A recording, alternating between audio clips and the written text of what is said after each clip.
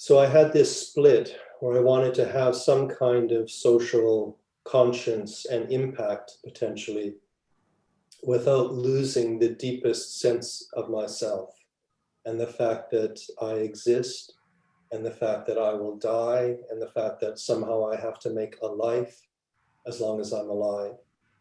I wanted somehow to bring together the concerns, my political, social concerns, with a deep sense of self and self-questioning.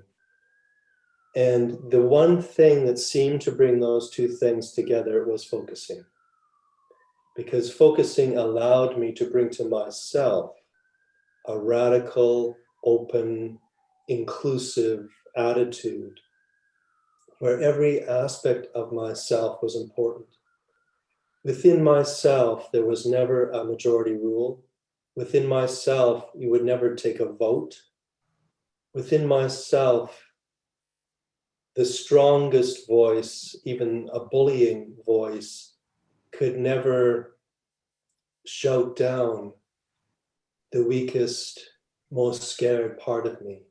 Everything needed to be accepted. And in fact, the process of change or discovery or inquiry within me would go at the pace of the most scared part. So that could never be ruled out and somehow voted out of existence. So I began to think, could that kind of different sense of democracy, which is not a representative democracy, it's not a first past the post, as we say in the UK democracy, it's not majority rule, it is a much more consensual kind of democracy, but not consensus where everything is ground into a kind of sameness. It's a consensus where the diversity is fully valued and respected. Could that sense of individual community or atmosphere also come out into the world?